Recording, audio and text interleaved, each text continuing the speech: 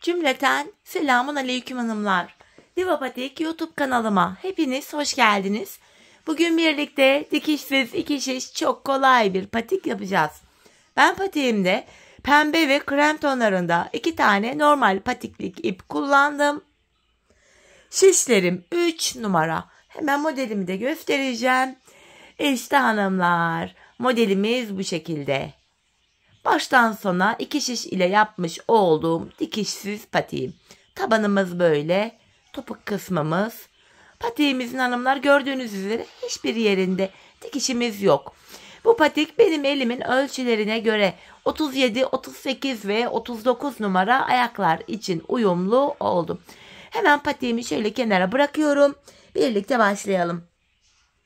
Krem ipim ile hanımlar 22 ilmek atarak patiğime başlayacağım. Şöyle krem ipimin ucunda bir miktar bir ip bıraktım. 22 ilmeğimi atıyorum. Birinci ilmeğim, 2, 3, 4, 5, 6, 7, 8, 9, 10, 11, 12, 13, 14, 15, 16, 17, 18, 19, 20, 21 ve 22. 22 ilmeğimi attım. Hemen şu kenarına şöyle bir düğüm atacağım. Geri dönüyorum. Hanımlar, patiğimizde baştan sona haroşa örgü uygulaması yapacağız. Ben örgümüzün hem ön hem arka yüzünde düz örgü örerek haroşalarımı elde ediyorum. Kenar ilmeğini örmeden aldım ilk ilmeğimi. Diğer ilmeklerimi sırasıyla haroşa yani düz olarak öreceğim.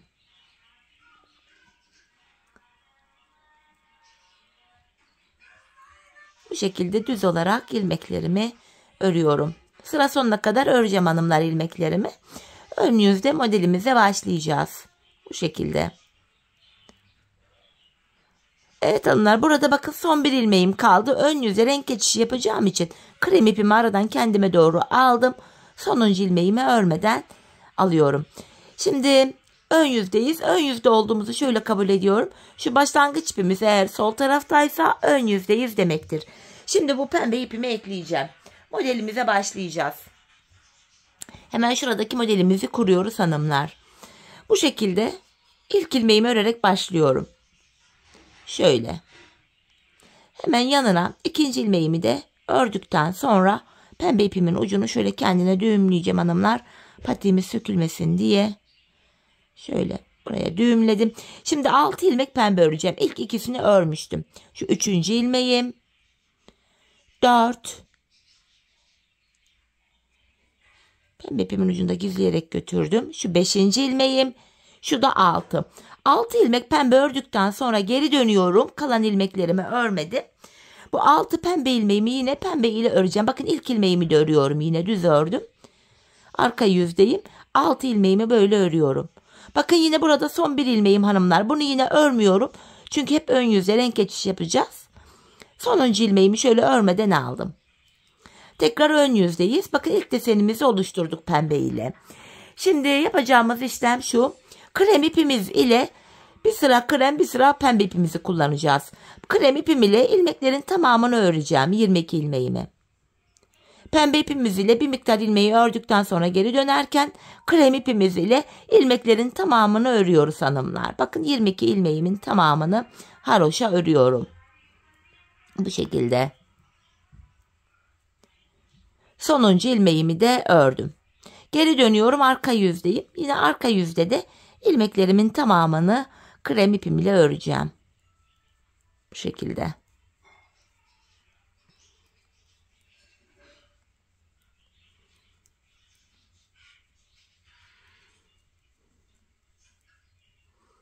Bakın yine son bir ilmeğim kaldı. İpi aradan alarak kendime doğru aldım. Sonuncu ilmeğimi örmüyorum. Tekrar pembe ipimize geçtik. Hanımlar, ilk modelde 6 tane pembe örüp geri dönmüştük. Şimdi 3 ilmek artacak. 9 ilmek pembe öreceğiz, geri döneceğiz. Bakın şu birinci ilmeğim. Şu ikinci ilmeğim. 3, 4, 5, 6, 7, 8, 9.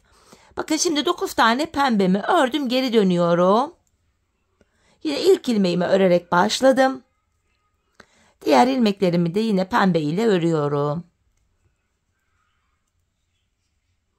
Yine ipi aradan geçirdim. Son ilmeğimi örmeden aldım. Tekrar ön yüzdeyim. Ön yüzde yine hanımlar ilmeklerin tamamını krem ile örüyorum. Hepsini krem ile örüyorum bu şekilde.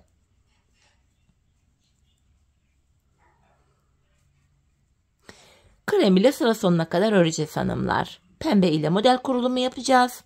Krem ile 22 ilmeğin tamamını haroşa örüyoruz her defasında. Bakın sıra sonuna kadar ördüm. Geri dönüyorum. Arka yüzdeyim. Yine kenar ilmeğini aldım.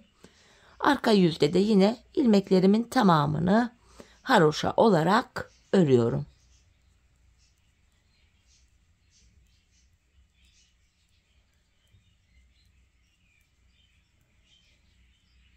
Yine ip aradan geçirdim. Sonuncu ilmeğimi örmeden alıyorum. Tekrar pembeyi aldım. İlk modelimizde hanımlar 6 pembe ördük. İkincisinde 9. Şimdi 3 pembe daha artacak, 12 pembe öreceğiz. 6, 9, 12 pembe öreceğiz şimdi. Şu kenar ilmeğim 1, 2, 3, 4, 5, 6, 7, 8, 9, 10, 11, 12. 12 tane pembemi ördüm. Geri dönüyorum. Yine ilk ilmeğimi örerek başladım. Diğer ilmeklerimi de haroşa olarak örüyorum. İpimi aradan şöyle geçirdim. Sonuncu ilmeğimi örmeden alıyorum.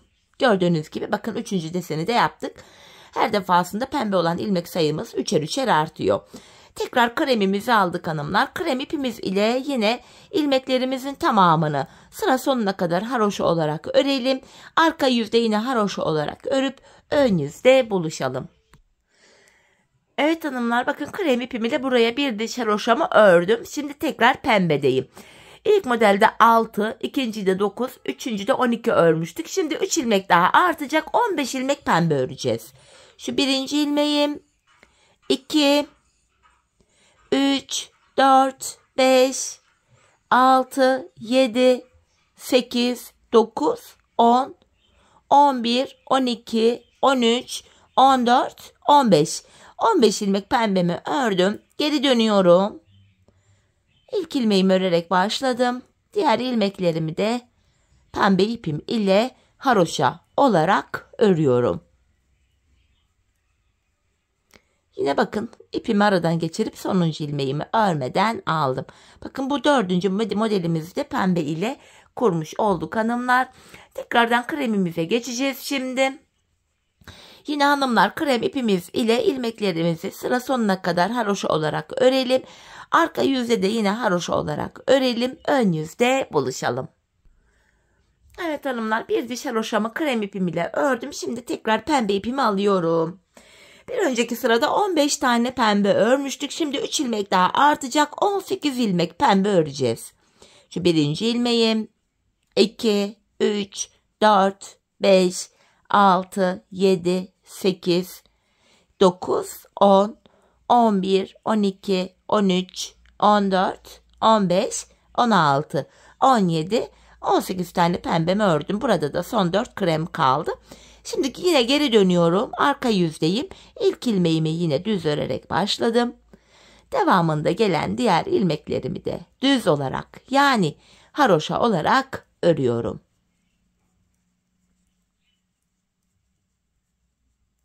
Yine ip aradan geçirip sonuncu ilmeğimi örmeden aldım. Bu şekilde hanımlar en uzun çizgimizi 18 ilmek örerek burada tamamlamış olduk. Artık bu ilmek sayıları pembe ilmek sayıları sonrasında azalarak gelecek. Fakat öncesinde yine krem ipimizi alıyoruz. İlmeklerimizin hepsini sıra sonuna kadar haroşa örelim. Arka yüzde yine haroşa olarak örüp ön yüzde buluşalım. Evet hanımlar bir diş krem haroşamı ördüm geldim. Şimdi pembe çizgilerimiz 3'er 3'er ilmek azalacak. Bakın burada 1, 2, 3, 4, 5 tane pembe çizgim oldu. Şimdi bunlar 3'er ilmek azalacak. En son 18 ilmek örmüştüm.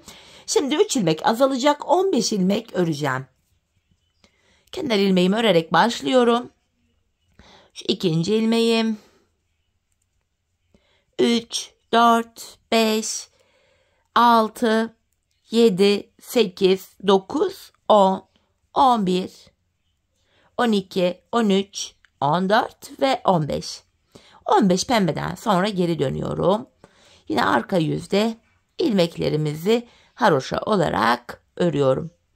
6 pembe ilmek ile başlamıştık. 18 pembe ilmek olana kadar ilmekler artarak gitti. Şimdi tekrar azalmaya başladı. Yine sonuncu ilmeği örmeden aldım. Tekrar kremime geçiyorum hanımlar. Yine bu aşamada ilmeklerin tamamını sıra sonuna kadar haroşa örelim. Arka yüzde de yine haroşa örüp ön yüzde buluşalım. Evet hanımlar, krem ipimle bir diş haroşamı ördüm. Tekrar pembedeyiz. En son 15 tane pembe örmüştük. Şimdi 3 ilmek azalacak. 12 pembe öreceğiz. Birinci ilmeğim 2, 3, 4, 5, 6, 7, 8, 9, 10, 11, 12. 12 pembeden sonra geri dönüyorum. Arka yüzde yine pembe ilmeklerimi haroşa örüyorum.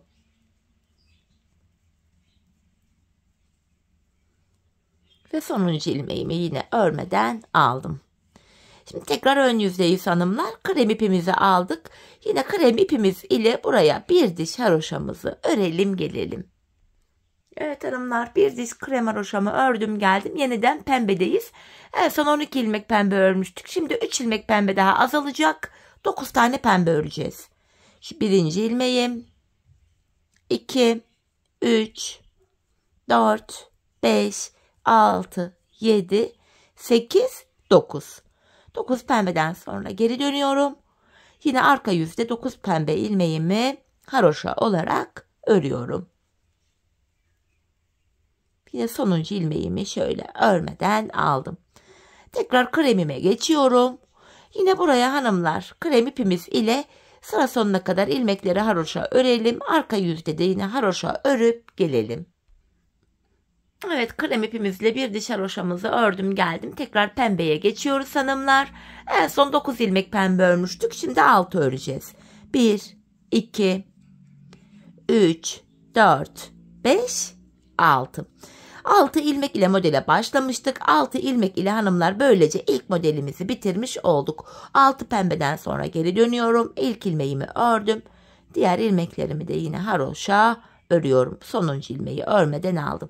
Bu şekilde hanımlar bakın ilk desenimizi bitirmiş olduk.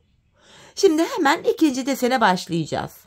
Bakın ilk deseni şuraya kadardı. Hemen ikinci desene başlayacağız.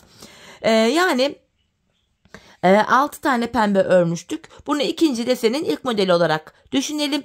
Şimdi araya bir diş krem haroşamızı ördükten sonra şöyle bir diş krem haroşamızı yine öreceğiz araya. Bu şekilde. Sonrasında 9 tane pembe öreceğiz hanımlar. İkinci modele hemen başlayacağız.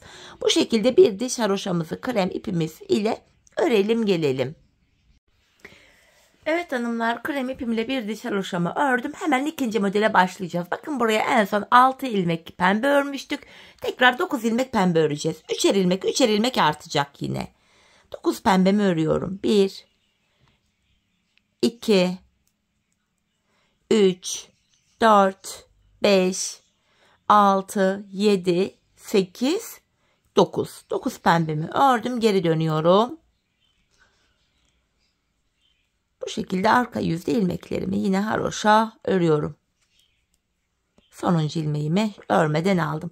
Tekrar araya bir diş krem haroşamızı öreceğiz.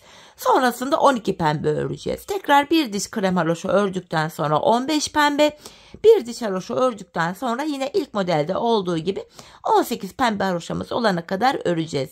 Ardından yine pembe haroşalarımız üçer azalarak gidecek. Yani en son 18 örmüştük. Sonra 15 olacak, 12 olacak, 9, 6. Sonra tekrardan 9 diye devam edecek. Toplamda hanımlar biz burada birinci modeli bitirdik. İkinciye başladık. Bu modelden toplamda 5 tane yapacağız hanımlar. Bakın şu birinci modelimiz, şu ikinci, şu ortadaki üçüncü, bu dördüncü, bu da beşinci. Toplamda buraya 5 tane modeli aynı şekilde yapacağız. Gördüğünüz gibi desenimiz bu şekilde yapılıyor. Şimdi 5 modelimizi hanımlar tamamlayalım gelelim. En sonuncu modelimiz bakın 6 ilmek haroşa ördükten sonra Pembe haroşa ördükten sonra yine başlangıçta olduğu gibi krem ipimiz ile buraya bir diş haroşamızı örelim gelelim hanımlar. Ardından buluşalım, patiğimizin tabanına birlikte geçeceğiz. Evet hanımlar, ben patiğime toplamda 5 tane desenimi yaptım geldim. 1 2 3 4 5. En son modelimi bitirdikten sonra krem ipimle bir diş haroşamı ördüm. Şimdi ön yüzdeyim. İlmeklerimizi ikişer ikişer toplayarak keseceğiz hanımlar. Kesimimizi yapıyoruz. Bu şekilde. Biraz gevşek bir kesim yapalım hanımlar. Çünkü patiğimizin arka topuk bölümünü örerken kesim yaptığımız ilmek yerlerinden, bakın yani şöyle V şeklinde görünen ilmek yerlerinden ilmekler çıkaracağız. İlmekleri rahat çıkartabilelim diye gevşek bir kesim yapmamızda fayda var. Bu şekilde ilmeklerimi ikişer ikişer toplayarak gevşek bir şekilde kesiyorum.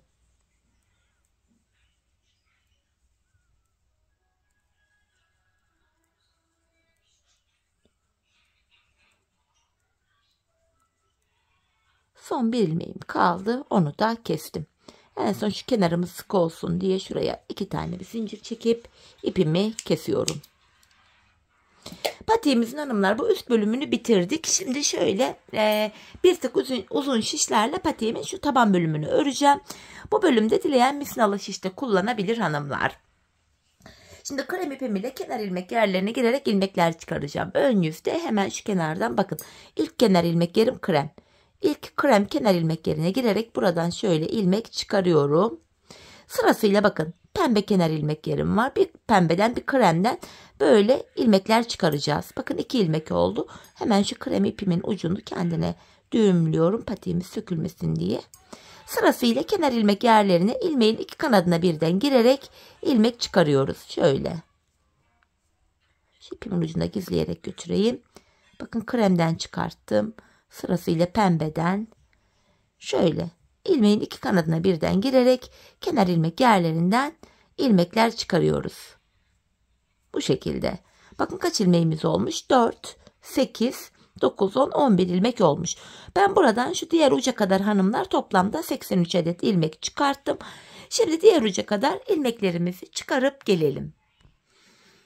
Evet hanımlar, diğer uca kadar toplamda 83 ilmeğimi çıkarttım. Geldim, şimdi geri dönüyorum. Arka yüzdeyiz. Kenar ilmeğini örmeden alıyorum. Arka yüzde hanımlar şöyle diğer ilmeklerimizi sırasıyla haroşa yani düz olarak öreceğiz. Bu şekilde. Sıra sonuna kadar ilmeklerimizi yine haroşa örelim gelelim.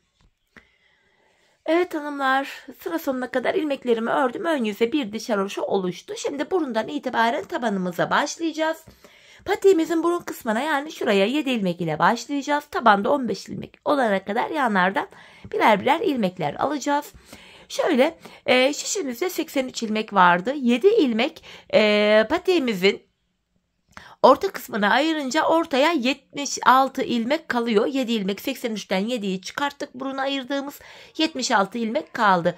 76 ilmeği de iki yana eşit olarak paylaştırınca kenarlara 38'er ilmek düşüyor.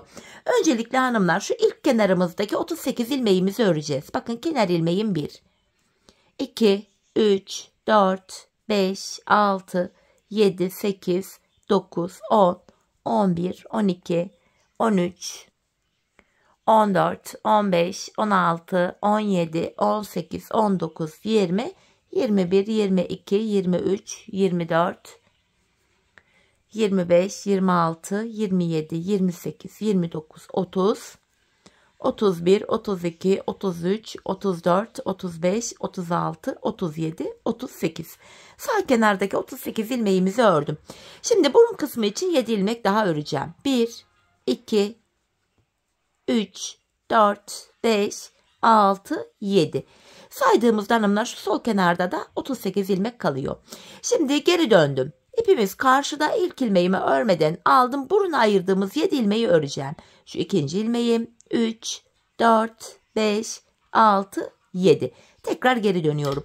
7 ilmek ile hanımlar buraya bakın bir diş haroşa ördük. Şimdi yanlardan birer birer ilmek alarak bu tabandaki 7 olan ilmek sayısını 15'e kadar yükselteceğiz. İpim karşıda, ilk ilmeği örmeden aldım. 7 ilmeğimi öreceğim. 2, 3, 4, 5, 6, 7. Yan taraftan bir ilmek örerek ortaya ekledim. Ortada 8 ilmek oldu. Geri dönüyorum. Şimdi 8 ilmeğimi öreceğim. İpim karşıda, ilk ilmeği örmeden aldım. 2, 3, 4, 5, 6, 7, 8. Bir ilmek de yandan alarak örüyorum. 9 oldu. Şimdi geri dönüyorum. Yine ipim karşıda, ilk ilmeği örmeden aldım. 9 ilmeğimi öreceğim. 4, 5, 6, 7, 8, 9. Bir ilmek de yandan örerek ortaya ekledim. 10. Geri dönüyorum. Şimdi 10 ilmeğimizi öreceğiz. İpim karşıda, ilkini aldım. 2, 3, 4, 5, 6, 7, 8, 9, 10. Bir ilmek de yandan aldım. 11. Geri dönüyorum hanımlar. Yine ipim karşıda, ilk ilmeği örmeden aldım. 11 ilmeğimi öreceğim. 2, 3, 4, 5, 6, 7, 8, 9, 10, 11. Bir ilmek de yandan örerek alıyorum. Ortada 12 ilmek oldu. Bakın burun kısmında oval bir görüntü oluşuyor böylece. Geri döndüm. İpim karşıda, ilk ilmeği örmeden aldım. 12 ilmeğimi öreceğim. 4, 5, 6, 7, 8, 9, 10, 11, 12. Bir ilmek de yandan alarak örüyorum. 13. Geri döndüm. İpim karşıda, ilk ilmeği örmeden aldım. Şimdi de 13 ilmeğimi öreceğim. 4, 5, 6, 7, 8, 9, 10, 11, 12, 13. Bir ilmek de yandan alarak örüyorum. 14. Geri döndüm. İpim karşıda, yine ilk ilmeği örmeden aldım. 14 ilmeğimi öreceğim. 3, 4, 5, 6, 7, 8, 9, 10, 11, 12, 13, 14 ve bir ilmek de yandan alarak örüyorum. Ortadaki ilmek sayımız 15 oldu. Artık 15 ilmekle kesimlere başlayacağız hanımlar. Yapacağımız işlem şöyle. 14 ilmeği öreceğiz. 15. de kesim yapacağız. İpim yine karşıda, ilk ilmeği örmeden aldım. 2, 3, 4, 5, 6, 7, 8, 9, 10, 11, 12, 13, 14. 15. ilmekte yandan da bir ilmek alıyorum. İkisini kestim. Kesimden sonra geri döndüm. Yine ipim karşıda, ilk ilmeği örmeden aldım. Tekrar 14 ilmek öreceğim.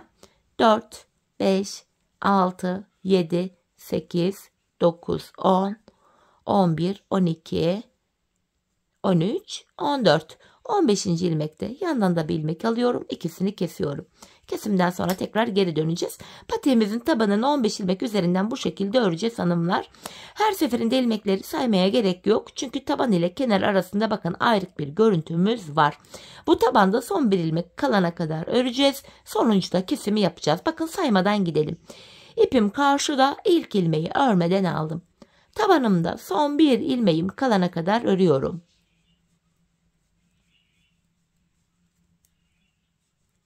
Bakın son bir ilmek kaldı. Bunu örerken yandan da bir ilmek alıp ikisini kestim. Geri dönüyorum kesimden sonra. İpim karşıda, ilk ilmeği örmeden aldım. Bakın yine taban ile kenar arasında ayrık bir görüntü var. Yine tabanımda son bir ilmeğim kalana kadar öreceğim. Ardından kesim yapacağım. Yine tabanda bir ilmek var. Bunu örerken yandan da bir ilmek aldım. İkisini kesiyorum. Bu şekilde hanımlar. Patiğimizin tabanı 15 ilmek üzerinden böyle örülecek. Biz bu kesme işlemine sağ ve sol taraftaki ilmekler bitene kadar devam edeceğiz.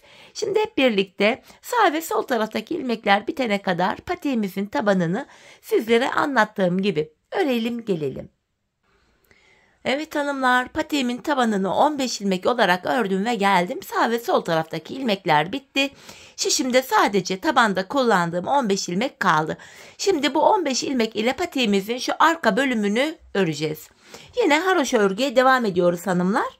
Yapacağımız işlem şöyle. Yine ilk ilmeğimi örmeden aldım. Son 2 ilmeğim kalana kadar ilmeklerimi öreceğim.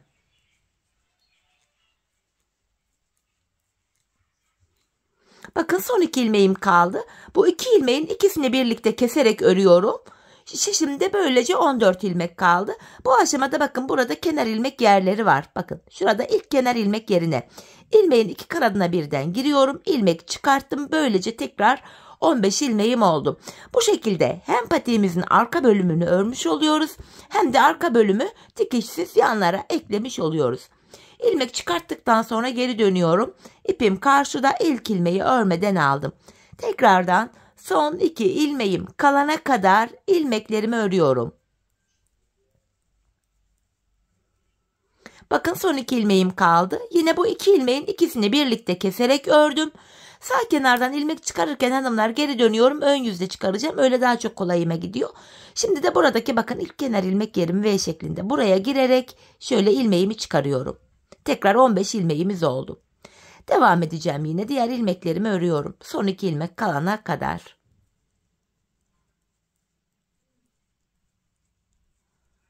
Bakın yine son 2 ilmeğim. İkisini kesiyorum ve bir diğer yani sıradaki kenar ilmek yerine ilmeğin 2 kanadına birden girerek ilmeğimi çıkarttım. Tekrar geri dönüyorum. İpim karşıda, ilk ilmeğimi örmeden aldım. Son 2 ilmeğim kalana kadar ilmeklerimi öreceğim. Patiğimizin arkasında yapacağımız işlem bu hanımlar. Bakın son 2 ilmeğimi kesiyorum. Şimdi geri döndüm, ön yüzde sıradaki kenar ilmek yerine girerek bakın şuraya ilmek çıkarıyorum. Patiğimizin arkasını bu şekilde öreceğiz. Son 2 ilmek kalana kadar öreceğiz. Son 2 ilmeğimizi keseceğiz ve sıradaki kenar ilmek yerinden ilmek çıkaracağız. Yine son 2 ilmeğimi kesiyorum ve sıradaki kenar ilmek yerim burada. Buraya girerek ilmeğimi çıkarttım. Bu şekilde patiğimizin arka bölümü yapılacak. Biz bu işlemi hanımlar son kenar ilmek yerlerine gelene kadar yani şuraya ve şuraya gelene kadar devam edeceğiz. Şimdi patiğimizin arka bölümünü sizlere anlattığım gibi örelim gelelim. Evet hanımlar, son kenar ilmek yerlerine gelene kadar patiğimin arka bölümünü ördüm geldim. Şimdi ilmekleri keseceğim artık. İkişer ikişer toplayarak ilmeklerimizi kesiyoruz. Keserken hemen şuradaki ipimi de gizleyerek götüreceğim.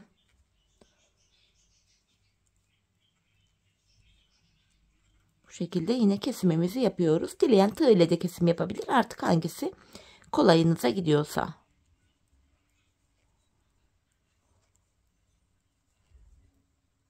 Bu şekilde son bir ilmeğim kaldı. Onu da şöyle kesiyorum hanımlar. Bu aşamada burada tümsek bir görüntü oluşmasın diye şöyle buraya tığ yardımı ile dibine şöyle hanımlar ilmeğimi tığıma takacağım. Şöyle dibine batarak burayı sık iğne ile düzlüyorum. Bir tane zincir çektim.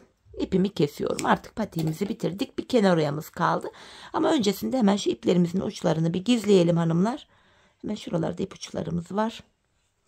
Şu uçlarımızı öncelikle gizleyelim. Sonrasında ayağımıza patiğimizi giyince dışına çıkıp çirkin bir görüntü oluşturmasın. Şöyle arka ilmek aralarına girerek uçlarımızı gizledim. Bu şekilde patiğimizi bitirdik hanımlar. Şöyle bir de kenar oyamız var. Tek sıradan oluşan. Renkli ipimle yapacağım onu da. Tığımız ile yapacağız. Öncelikle hanımlar şöyle renkli ipim ile bir ilmek oluşturacağım. Şöyle yapacağımız işlem şu. Topuk kesimini yaptığımız yerden itibaren şöyle ilmeğimi buraya sabitleyeceğim. Şuraya. Şöyle yapıyoruz. İlmeğimi sabitledim. Hemen sıradaki kenar ilmek yerine batarak hemen şuraya bir sık iğne oluşturdum. 3 tane zincir çekiyorum. Bu sık iğnenin içine şöyle geri batarak bu 3 zincir ile kirpik oluşturup sıradaki kenar ilmek yerine batarak kirpiğimi sabitliyorum. Yine sıradaki kenar ilmek yerine batarak şöyle bir sık iğne oluşturdum. 3 zincir çekiyorum. Sık iğnenin içine batarak bir kirpik oluşturuyorum ve sıradaki kenar ilmek yerine batarak bu kirpiği sabitliyorum. Bir tane daha yapalım. Önce sık iğne yapıyoruz. 3 zincir çekiyorum. Sık iğnenin içine şöyle batarak buraya kirpik oluşturuyorum ve sıradaki kenar ilmek yerine batarak kirpiğimi sabitliyorum. Yapacağımız işlem bu hanımlar. Sık iğne yapıyoruz. 3 zincir çekiyoruz. Sık iğnenin içine batarak kirpik oluşturuyoruz ve sıradaki kenar ilmek yerine batarak kirpiği sabitliyoruz. Kenar oyamız bu. Bu şekilde patiğimizin çevresini dolanıp geleceğiz. İlk başladığımız yere kadar kenar oyamızı yapacağız. Şimdi kenar oyamızı tamamlayalım, gelelim. Evet hanımlar, patiğimin çevresini dolandım geldim. İlk başladığım yere kadar kenar oyamı yaptım. En son buraya da bir tane zincir çekip pembe ipimi de kesiyorum. Hemen bunu da ucunu gizleyelim. Sonra patiğimize bakalım. Şöyle arka ilmek aralarından geçirerek bu ipimizin ucunu da güzelce gizliyoruz. Şöyle. Evet, bakalım patiğimize. Şekil olarak hanımlar patiğimiz böyle. Haroşa örgü olduğu için bakın esneklik payını gösteriyorum. Bu şekilde esnek bir patik, ayağı saran bir model. Hemen manken ayağıma da giydireyim. Birlikte ayağımızda da görelim. Çok güzel, kolay, şık bir patik oldu hanımlar. Yapılışı gördüğünüz üzere anlattım sizlere. Çok kolaydı. Hiç patik bilmeyen hanımların bile rahatlıkla yapabileceği bir model oldu. Ben çok beğenerek yaptım. Çok severek yaptım. Umarım sizler de benimle birlikte patiğinizi beğenerek, severek yaparsınız. Evet hanımlar, patiğimizin mankendeki duruşu da işte bu şekilde. Gördüğünüz gibi ayağı bayağı sarıyor. Sıkı bir model. Güzel bir model. Ayaktan çıkan bir tarz değil. Patiğimizin kenarları, ön bölümü, diğer kenarı. Bakın tabanımız, topuk kısım. Patiğimiz bu şekilde. Evet hanımlar, yine birlikte güzel bir modelin daha sonuna geldik. Umarım sizlere faydalı, hoş bir video olmuştur. Yeni modellerde, yeni videolarda buluşmak dileğiyle. Şimdilik hoşça kalın, sağlıcakla kalın.